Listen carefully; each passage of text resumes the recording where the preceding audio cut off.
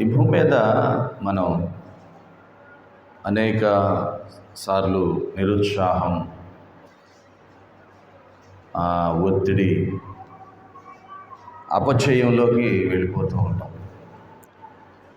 కానీ విజయం ఎప్పుడు ఎక్కడ మనకి వస్తుంది అంటే, ఎప్పుడైతే మనం క్రీస్తుని ఆశ్రయిస్తామో క్రీస్తులో మాత్రమే విజయం ఉంటుంది. ఎందుకంటే ఆయనే ఈ లోకమును జయించిన దేవుడు, మరణమును జయించిన దేవుడు. ఆమేన్. దేవుని వాక్యాన్ని చదువుకుందాం. మొదటి కొరింథీయులకు రాసిన పత్రిక 15వ అధ్యాయం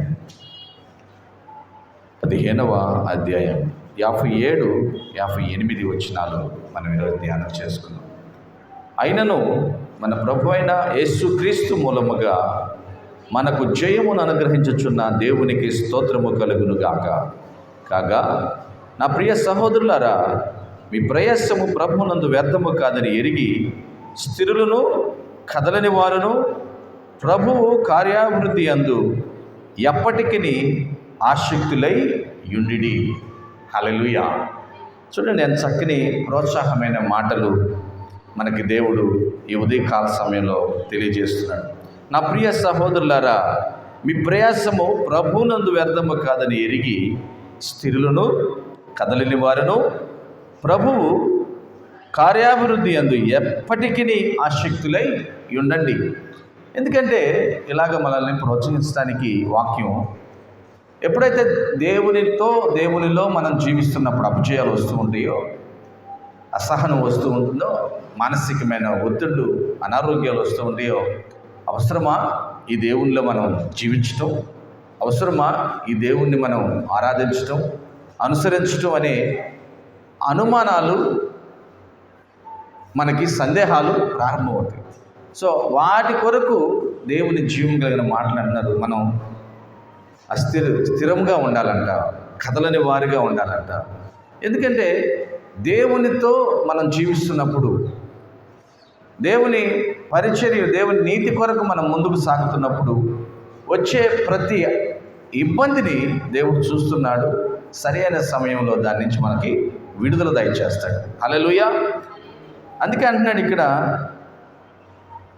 మన ప్రభు అయిన యేసుక్రీస్తు మూలముగా మనకు జయమును అనుగ్రహించుతున్న దేవునికి స్తోత్రము కలుగుగాక. మన ప్రభు అయిన యేసుక్రీస్తు ద్వారా, యేసుక్రీస్తే మనకి విజయాన్ని ఇచ్చే దేవుడు, ఇంకెవరు. ఎందుకంటే లోకాన్ని జయించాడు ఆయన, లోకంలో ఉన్న శాపాన్ని, పాపాన్ని, రోగాన్ని జయించాడు ఆయన, మరణమును జయించాడు. లోకరక్షకుడిగా ఈ లోకానికి వస్తే ఆయన్ని కనపడకుండా చేయాలని, రక్షకుడే లేకుండా చేయాలనుకున్నారు. కానీ దేవాది దేవుడు ఆయన్ని ఆ మరణ బంధకాల నుంచి లేవనెత్తినవాడు. ఆమేన్. అందరూ చెప్దాం హల్లెలూయా. చూడండి, ఇక్కడ దేవుని వాక్యం అదే కొరింథీయులకు రాసిన పత్రిక 15వ అధ్యాయంలో, ఈ క్షయమైనది అక్షయతను ధరించుకున్నప్పుడు, ఈ మర్త్యమైనది అమర్త్యను ధరించుకొనిచున్నప్పుడు విజయమందు మరణము మృంగివేయబడినని వ్రాయబడిన వాక్యము నెరవేరును. ఓ మరణమా నీ విజయం ఎక్కడా? ఓ మరణమా నీ ముళ్ళు ఎక్కడా? మరణపు ముళ్ళు పాపము, పాపమునకు ఉన్న బలము ధర్మశాస్త్రమే. హల్లెలూయా. అంటే మరణపు ముళ్ళును విరిచివేసిన దేవుడు ఆయన.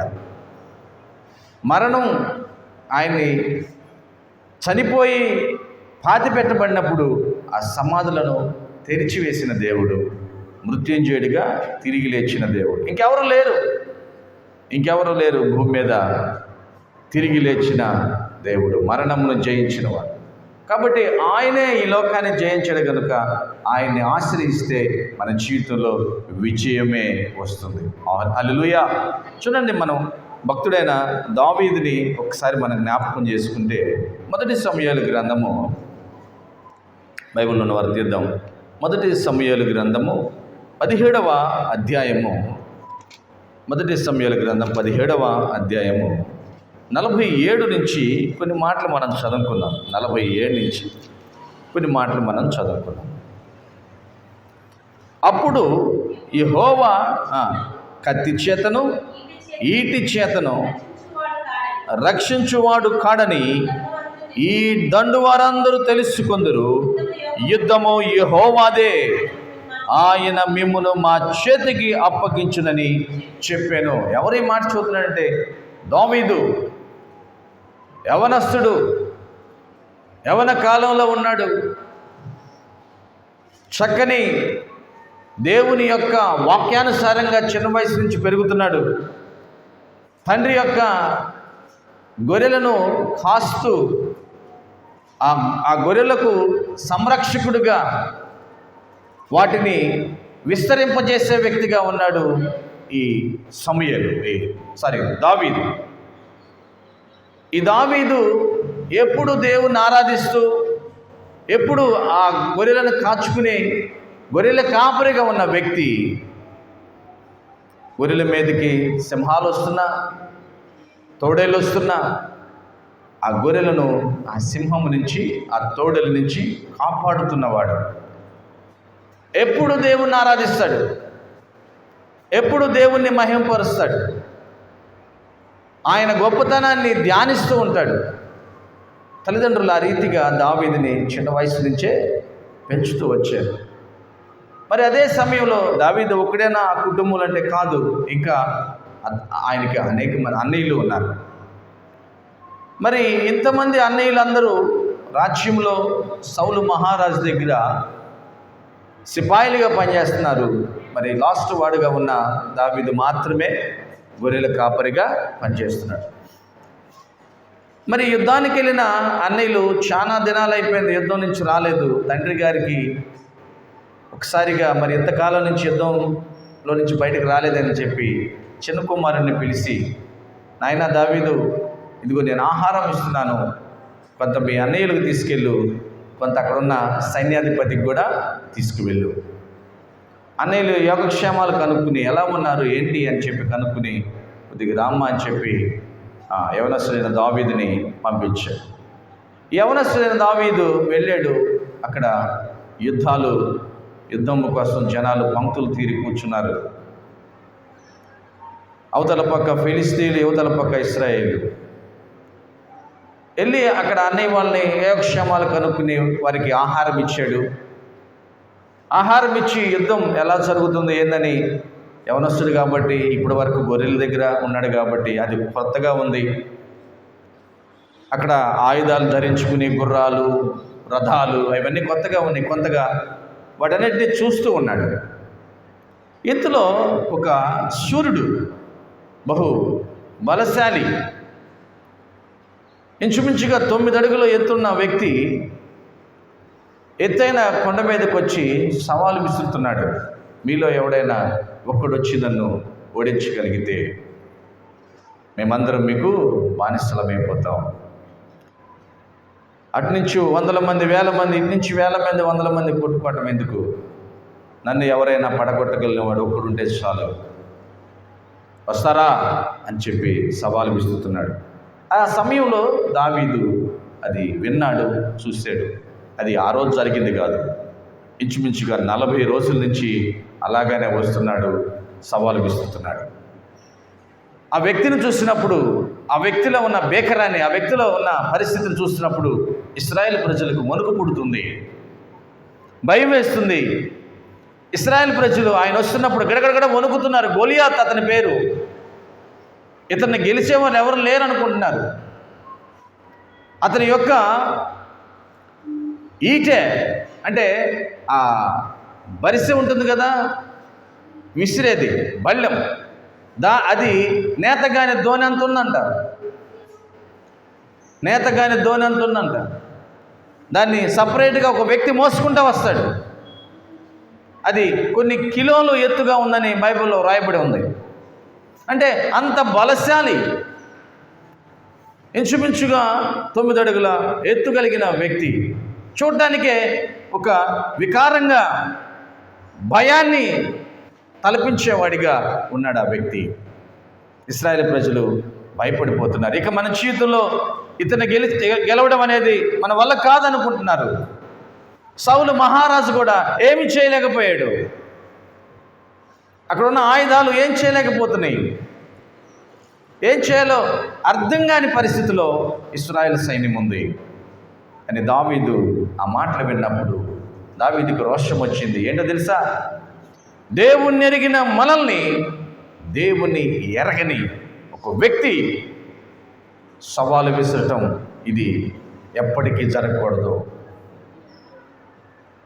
మనం ఆరాధించే దేవుడు జీవము కలిగిన దేవుడు. మనం ఆయన బిడ్డలం. ఆయన బిడ్డలుగా మనకు అపజయమే లేదు. హల్లెలూయా. దావీదు యవనస్తుల్లో ఎంత ఉత్సాహం! వాక్యం పెట్టిన ప్రియ దేవుని బిడ్డ, ఎప్పుడైనా నీకు అటువంటి ఉత్సాహం వచ్చిందా? నేను దేవుని బిడ్డను, దేవుని వాక్యాన్ని ధ్యానిస్తున్నాను. యేసుక్రీస్తు తన స్వరక్తం ఇచ్చి నన్ను కొన్నాడు. ఆయన ద్వారా నేను విమోచించబడ్డాను. నేను ఎప్పటికీ అపజయంతో పడిపోను. ముందొస్తున్న సమస్యలను, ముందొస్తున్న ఇరుకులు, ఇబ్బందులు చూసి నీరసించిపోయాను. ఎందుకంటే నా యేసయ్య విజయం పొందాడు, నేను కూడా విజయాన్ని పొందుతాను అని ఎప్పుడన్నా విశ్వాసంతో ధైర్యంగా ఉండగలుగుతున్నావా? చూడండి, అక్కడ కొన్ని వేల మంది సైన్యం 40 రోజుల నుంచి గొలియాతు సవాలు విసురుతుంటే భయపడి వణుకుతూ ఉన్నారు.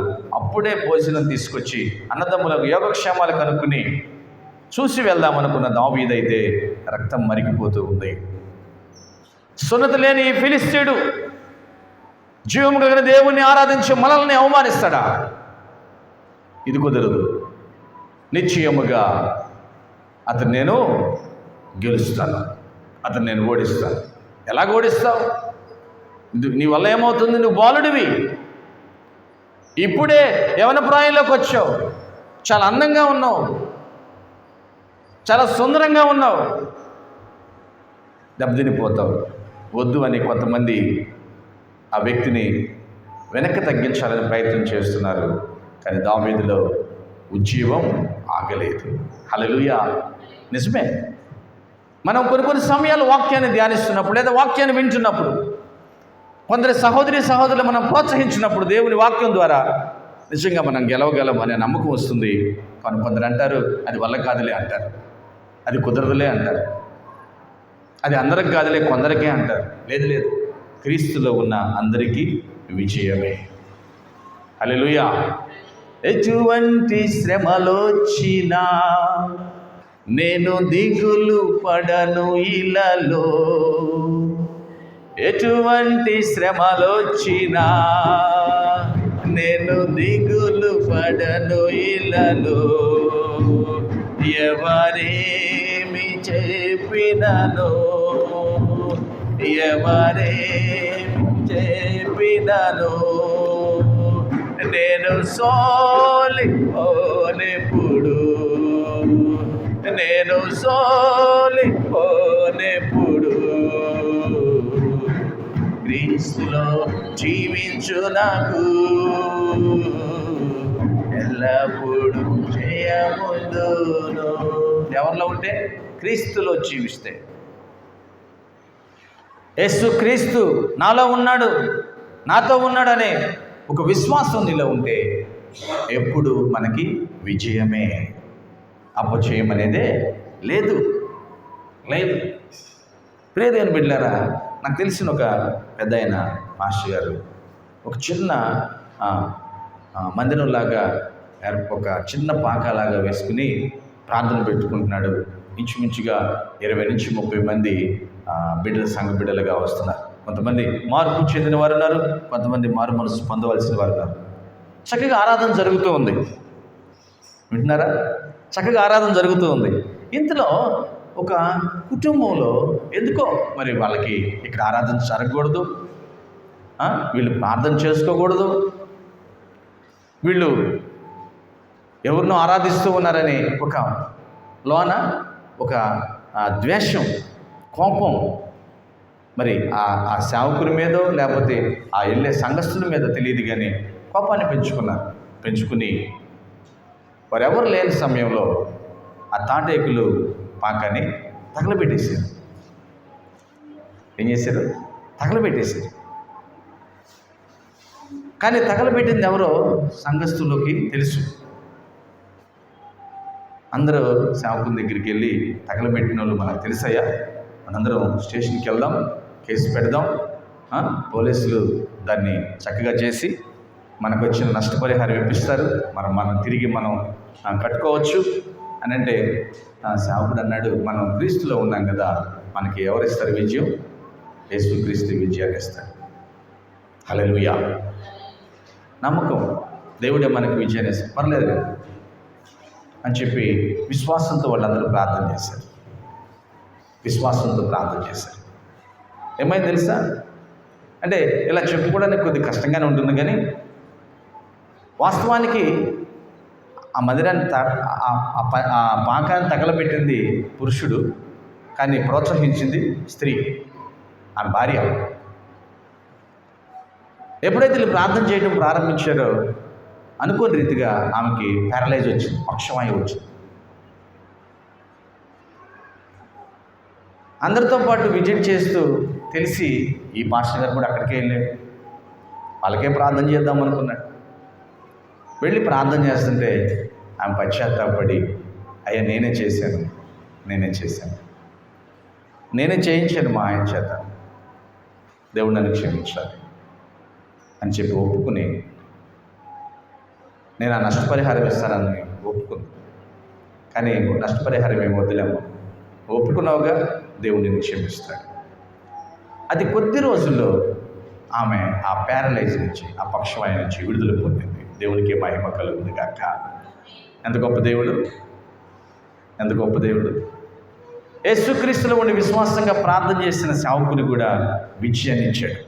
ఎంత విజయం అంటే, పాకపోయి చక్కని పిల్లర్స్తో కట్టుకోవడానికి దేవుడు అవకాశాన్ని ఇచ్చాడు. హల్లెలూయా. బ్యాడ్ ఏంటంటే, అసలు తగలబెట్టిన వ్యక్తి ఇల్లు వదిలిపెట్టి వెళ్ళిపోయాడు. ఇప్పటికీ తెలియదు ఎక్కడ ఉన్నాడో, ఏమైపోయాడు. క్రీస్తులో ఉన్న వ్యక్తులను కానీ, క్రీస్తులో జీవిస్తున్న సంఘాలను కానీ కదిలిస్తే వారి జీవితంలో అపజయమే, కనుమరుగయ్యే పరిస్థితి కూడా ఉంటుంది. ఎందుకంటే క్రీస్తు వారిలో ఉన్న, ఆయనతో ఉన్న వారికి ఎప్పుడు విజయం ఇచ్చే దేవుడు. ఆమేన్. ఎప్పుడు విజయాన్ని ఇస్తాడు. ఒకరోజు అపజయం అనేది లేదు. ఇప్పుడు మనకు అపజయం వచ్చినా వాక్యం మనల్ని ప్రోత్సహిస్తుంది, మనం కదలని వారిగా ఉండాలంట. మన ప్రయాసం వ్యర్థం కాదని కదలని వారిగా విశ్వాసంతో ఉండాలి. కదిలిపోకూడదు, అయ్యో అపజయం వచ్చేసింది అని.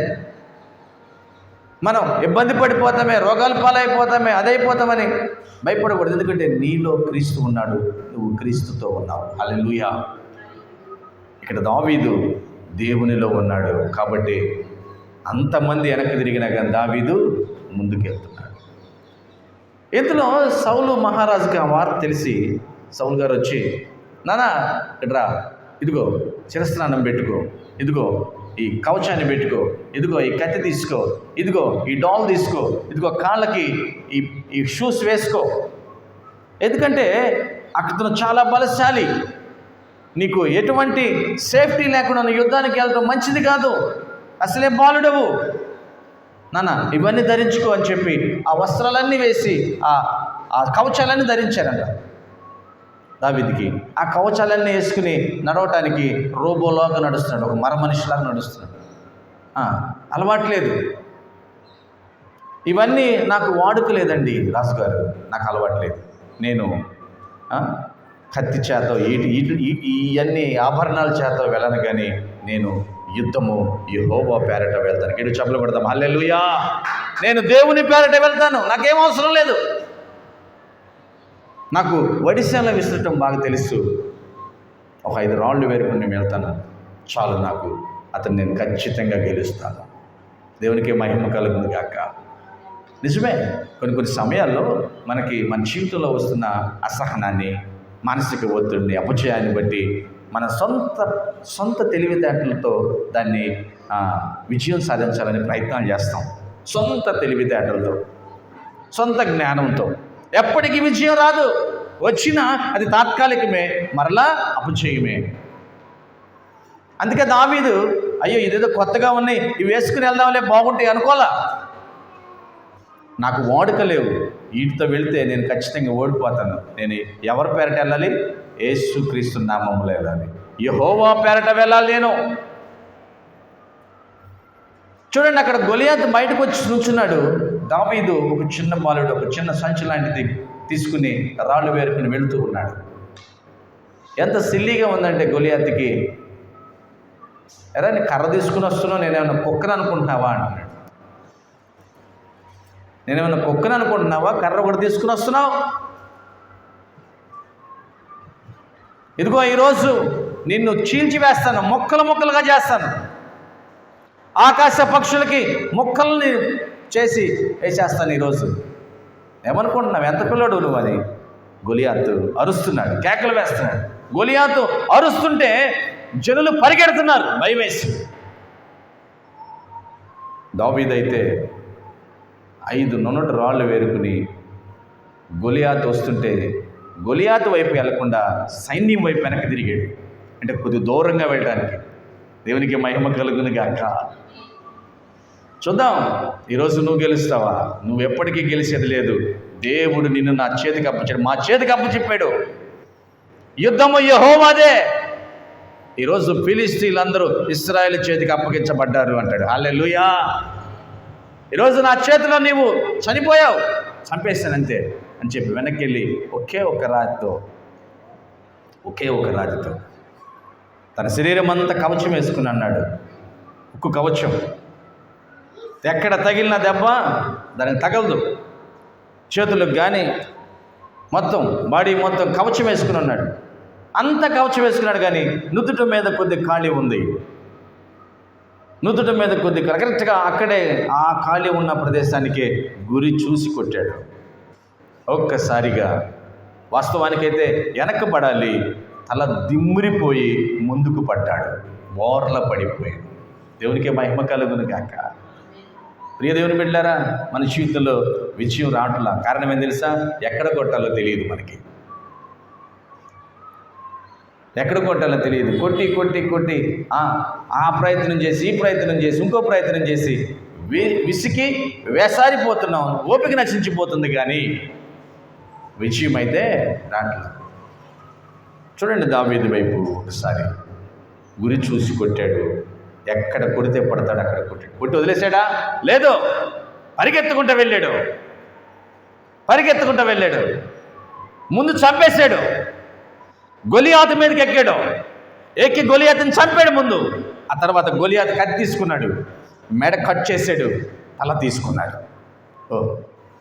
ఏంటి ఆ విజయం? ఒక పిల్లవాడు ఇలా అనుకుంటుంటేనే మనకి ఒక రకంగా ఉంటుంది. మరి మనకెందుకు రాదు ఆ విజయం? వస్తుంది దేవునిలో నమ్మకం కలిగి ఉంటే. హల్లెలూయా. యేసయ్యలో నమ్మకం కలిగి ఉంటే మనకే వస్తుంది విజయం. బాలుడుగా యవనస్తుడుగా ఉన్న దావీదే గొలియాతుని చంపేసినప్పుడు ఈ లోకంలో వచ్చే ప్రతి అపవాదిని మనం జయించగలం. కానీ దానికి ఏం చేయాలి? సొంత ప్రయత్నాలు కాదు, దేవునితో, ప్రార్థనతో, ప్రార్థనా శక్తితో మనం ముందుకు పోవాలి. ప్రార్థన మనకి బలాన్ని ఇస్తుంది. హల్లెలూయా. చూడండి, మత్తయి సువార్త చూద్దాం ఒకసారి. మత్తయి సువార్త 6వ అధ్యాయము 5-6 వచనాలు ఒకసారి చదవండి. మత్తయి సువార్త 6వ అధ్యాయము 5-6 వచనాలు. మరియు మీరు ప్రార్థన చేయనప్పుడు వేషధారుల వలె ఉండవద్దు, మనుషులకు కనబడవలనని సమాజ మందిరములోను వీధిలో మూలలో నిలిచి ప్రార్థన చేయట వారికి ఇష్టము, వారు తమ ఫలము పొంది ఉన్నారు. నువ్వు ఏదో ఇబ్బంది వచ్చిందని చెప్పి ప్రార్థన అని చెప్పి అందరికి తెలిసేట్టు ప్రార్థన చేస్తున్నామేమో. నేను బాగా ప్రార్థన చేస్తున్నాను కానీ పోవట్లేదని కనబడే ప్రార్థన చేస్తున్నామేమో. వాళ్ళ ఫలం వస్తుందంట. ఏం ఫలం? అపజయం, అసమాధానం. ఆ ఫలం వచ్చేసింది. కానీ ఎలా చేయాలి ప్రార్థన? చూడండి, అక్కడ ఏమంటున్నాడు? నీవు ప్రార్థన చేయనప్పుడు నీ గదిలోనికి వెళ్ళి తలుపులు వేసి రహస్యమందున నీ తండ్రికి ప్రార్థన చేయము. అప్పుడు రహస్యమందు చూచి నీ తండ్రి నీకు ప్రతిఫలమిచ్చును. హల్లెలూయా. ఎలా చేయాలి? రహస్యమున్న దేవుడికి మనం కూడా రహస్యంగా చేయాలి. దానికి ఒక సమయం ఉండాలి మనకి, ప్రత్యేకమైన సమయం. ఈరోజు బలం పొందుకోవాలి అంటే, ఆత్మీయలో బలం పొందుకోవాలి, క్రీస్తు యేసులో నువ్వు బలంగా ఉండాలంటే నీ ప్రార్థన ప్రత్యేకంగా ఉండాలి, నీకు వ్యక్తిగతమైన సమయం ఉండాలి కదా. ఈరోజు శరీరానికి ఆరోగ్యం కావాలి, ఏం చేస్తున్నారు? పొద్దున్నే లేచి 4 గంటల నుంచి రోడ్ల మీద నడుస్తున్నారు, వ్యాయామం లేకపోతే శరీరానికి ఆరోగ్యం లేదు. మరి ఆత్మకి ఎప్పుడు బలంగా ఉండాలంటే దేవునితో సంబంధం కలిగి ఉండాలి. ఆ సంబంధం అందరితో కాదు, నీ వ్యక్తిగతంగా కూడా ఉండాలి. రహస్యమందు చూచున్న నీ తండ్రి వినబడే విధంగా ప్రార్థన చేయాలి. అప్పుడు మనకు దేవుడు ప్రతిఫలం ఇస్తాడు. దావీదు ఎప్పుడు ప్రార్థనే, దావీదు ఎప్పుడు ఆరాధనే. అందుకే దావీదుకి వివేచనిచ్చాడు, ఎక్కడ కొట్టాలో, ఎలా కొట్టాలో, విజయం ఎలా వస్తుందో దావీదుకి ఆలోచన వచ్చింది. ఈరోజు ఎన్నో సమస్యలు మన ఎదుట ఉన్నా కానీ మన విజయం పొందలేకపోతున్నాం. కారణం ఏం తెలుసా? వివేచన లేదు, అజ్ఞానం లేదు. కారణం ఏంటంటే మన ప్రార్థన రహస్యం ముందు చూస్తున్న దేవునికి రహస్యంగా మనం ప్రార్థన చేయలేకపోతున్నాం. వాక్యం ఇచ్చిన ప్రియ దేవుని బిడ్డ, మన ప్రార్థన జీవితం మారాలి. ఆమేన్. మన ప్రార్థన జీవితం మారాలి. దేవుని బలాన్ని పొందుకునే విధంగా మనం ప్రార్థన చేయాలి. దేవుని శక్తిని పొందుకునే విధంగా మనం ప్రార్థన చేయాలి. మానసికమైన ఒత్తిడిని విజయం పొందే విధంగా మనం ప్రార్థన చేయాలి. మన ప్రార్థన మన పరిస్థితులను, స్థితిగతులను మార్చివేస్తుంది. హల్లెలూయా. ప్రార్థన అన్నిటికీ జవాబు. ఎటువంటి పరిస్థితి అయినా కానీ దేవునితో రహస్యమును చూస్తున్న దేవుని దగ్గరికి నువ్వు ప్రార్థించు. అక్కడ నీ తలంపులు, నీ ఆలోచనలు ఏం పని చేయకూడదు. నీకు ఎవరి స్వరం వినపడకూడదు, నీ మనసులోకి ఎవరు రాకూడదు. కొంతమంది ఇలాగంటారు, అండి మాకుంది ఒకే గది, మేము తలుపులు వేసుకుంటే మరి మిగిలిన వాళ్ళందరూ ఎలా ఉంటారు? మాకుంది ఒకే గది, మేము ఎలాగ లోనికి వెళ్ళి తలుపులు వేసుకుని ప్రార్థన చేయాలి నేను అని అంటారు. ఇక్కడ తలుపులు వేసుకోమని, ఒక గది కట్టుకోమని కదా దేవుడు చెబుతుంది. అర్థం చేసుకోవడం ప్రయత్నం చేయాలి మనం. నువ్వు ప్రార్థన చేస్తున్నప్పుడు నీకే స్వరం వినపడకూడదు బయట నుంచి. నీ ఏకాగ్రత అలా ఉండాలి. నువ్వు ప్రార్థన చేస్తున్నప్పుడు నీకు దేని గురించి ఆలోచన రాకూడదు. నీ ఏకాగ్రత అలా ఉండాలి. అలాగే ఇప్పుడు నువ్వు ప్రార్థన చేయడానికి ప్రయత్నం చేసేవా? చేయాలి. ఒక్క నిమిషంతో ప్రారంభించు. ఒక్క నిమిషం అలాగంటానికి ప్రార్థన చేయి, ప్రయత్నం చేయాలి. నీ ఫోను ఇంకొకటి నీ దగ్గర ఉండకూడదు. ఏది ఉండకూడదు. పూర్తిగా నిన్ను చూస్తున్న దేవుని వైపు నీ మనసు ఉండాలి. హల్లెలూయా. దినానికి ఒక్కసారి ఖచ్చితంగా మనం అటువంటి ప్రార్థన జీవితం కలిగి ఉంటే ప్రతి దాంట్లో విజయం మనదే. ఆమేన్. ఒక్క నిమిషం ప్రారంభించండి. మొదటిగా అది 2 నిమిషాలు అవుతుంది, 5 నిమిషాలు అవుతుంది. రానున్న దినాల్లో ఇంకా సమయం, నీకే ఆసక్తి పెరిగి ఆయనతో గడపడానికి ఇష్టపడతావు. ఏం వినపడినప్పుడు ఏం కనపడవు ఇక మనకి. వాక్యం వింటున్న ప్రియ దేవుని బిడ్డ, రహస్యమందు చూచున్న తండ్రి జవాబు చెప్పే విధంగా, ప్రతిఫలం ఇచ్చే విధంగా మన ప్రార్థన జీవితం ఉండాలి. యేసుక్రీస్తు వారు ఎంత ప్రార్థన చేశాడు? ఎంతో ప్రార్థన చేశాడు. కాబట్టి మరణపు ముళ్ళును ఆయన విరిచివేశాడు. ఆమేన్. మరణపు ముళ్ళును విరిచివేశాడు. మరి దావీదు ఎంతో చిన్న వయసు నుంచి ప్రార్థనా పరుడిగా ఉన్నాడు. ఎవరు గెలవలేరు, ఈసారి ఇక ఫిలిస్తీన్లదే విజయం అనుకుని 40 రోజులు అక్కడే ఉంటూ భయభ్రాంతుల్లో ఉన్న ఇశ్రాయేలు సైన్యానికి దావీదు వెళ్ళి యెహోవా పక్షముగా వెళ్ళి విజయాన్ని ఇచ్చాడు. ప్రియ దేవుని బిడ్డ, మరి నీ కుటుంబంలో ఎటువంటి సమస్యలో నాకు తెలియదు, నీ ఆత్మీయ జీవితంలో ఎటువంటి పరిస్థితిలో ఉన్నా నాకు తెలియదు. అపజయంలో ఉంటే దేవుడు విజయాన్ని ఇవ్వడానికి ఈరోజు నీతో మాట్లాడుతున్నాడు. ఆమేన్. హల్లెలూయా. మీ అందరూ తెలుసు యోసేపు, జోసెఫ్, ఆయన పాపమును జయించాడు. ఏం జయించాడు? పాపాన్ని జయించాడు. యోసేపు చాలా నీతిమంతుడు, న్యాయవంతుడు. ఒక గృహంలో ఒక అధిపతిగా పెట్టేశాడు. ఒక ఆయన యోసేపు యొక్క యథార్థతను చూసి. కానీ ఆ గృహంలో ఉన్న యజమానురాలు ఆ యవనస్తుడిని పాపంలో దింపాలని ప్రయత్నం చేసింది. కానీ అతను దేవుల్లో ఉన్నాడు కాబట్టి ఆ పాపం నుంచి పారిపోయాడు. హల్లెలూయా. మరి ఈరోజు విజయం అంటే వ్యాధి నుంచో, సమస్య నుంచో, బాధ నుంచే కాదు. విజయం అంటే పాపం నుంచి కూడా విజయం పొందాలి. హల్లెలూయా. ఎక్కడంటే అక్కడ అవకాశం ఉంది కదా, చిన్న అబద్ధమే కదా, చిన్న తప్పే కదా, చిన్న పాపమే కదా అని చేసుకుంటా పోతే అపజయమే నీ జీవితంలో వస్తూ ఉంటుంది. విజయానికి నీ జీవితంలో చోటే ఉండదు. విజయానికి చోటు కావాలంటే ప్రతి సులువుగా చిక్కులు పెట్టే పాపం నుంచి మనం తప్పించబడాలి. మొదటిగా దాని నుంచి మనం విజయం పొందుకోవాలి. ఉదయం లేచిన కాడి నుంచి అటువంటి ప్రాక్టీస్ తరిఫీదు మన జీవితంలో ఉండాలి. సాయంకాలం వచ్చి మనం విశ్రాంతికి పడుకోవడానికి ముందు ఈరోజు ఏం చేశాను, ఎన్నిసార్లు అబద్ధాలు మాట్లాడాను, ఎన్నిసార్లు దుష్ట తలంపులతో చూశాను, ఎక్కడెక్కడ నేను ఎక్కడో ఉండి పలానా చోట నుంచి అని అబద్ధాలు మాట్లాడాను. ఒకసారి సరి చేసుకుని రేపటి నుంచి చేయను ప్రభువా, నాకు పాపం మీద విజయం అని ప్రార్థన చేస్తావా? రహస్యమందు చూస్తున్న తండ్రి నీకు శక్తినిస్తాడు, నాకు శక్తినిస్తాడు. హల్లెలూయా. అప్పుడు మనం ఈ లోకం మీద విజయాన్ని సాధించవచ్చు.